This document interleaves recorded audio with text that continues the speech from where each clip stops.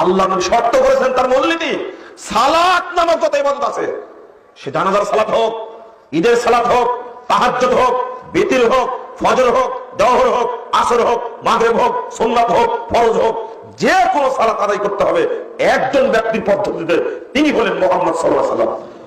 আবু বকরের পদ্ধতি যদি সালাত আদায় করে এই সালাত কবুল হবে না, ওমরের পদ্ধতি থেকে যদি সালাত আদায় করে তার সালাত হবে না, উসমানের পদ্ধতি যদি সালাত আদায় করে তার সালাত হবে না, আলীর পদ্ধতিতে যদি সালাত আদায় করে তার সালাত হবে না।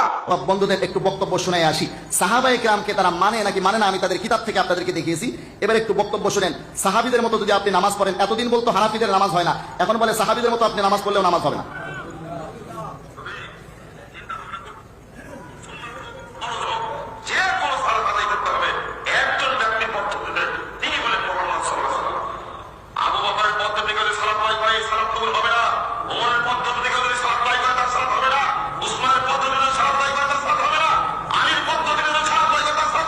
এবার আসুন, সাহাবায়ে কেরামের পদ্ধতিতে নামাজ পড়লে তার নামাজ হবে না, সাহাবীদের পদ্ধতিতে নামাজ পড়লে নামাজ। এবারে চলুন আল্লাহর নবী বুখারী শরীফে কি বলে দেখি। বুখারী শরীফ খণ্ড নম্বর 1 পৃষ্ঠা নম্বর 99, এটা হলো মেইন কিতাব বুখারী শরীফ। আর আমাদের কিছু ভাই আছে হাদিসের স্লোগান দেবে, হাদিসের কিতাব দেখাইতে বললে হাদিসের কোনো কিতাব দেখাইতে পারে না, যা দেখায় কতগুলা বাংলা বই।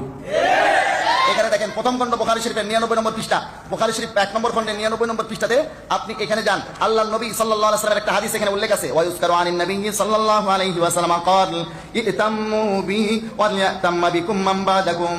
ও আমার সাহাবীরা, তোমরা আমাকে অনুসরণ করে নামাজ পড়ো, আর তোমাদের পরবর্তীতে যারা আসবে তারা যেন তোমাদেরকে অনুসরণ করে নামাজ পড়ে। আল্লাহ নবী বলেন সাহাবীদেরকে অনুসরণ করে নামাজ পড়তে, আর আমাদের লামাজসাবি শায়েখরা বলে সাহাবীদের মতো নামাজ পড়লে নামাজ হবে না। সাহাবায়ে কেরামকে যারা মানে না তারা কি হকপন্থী হতে পারে?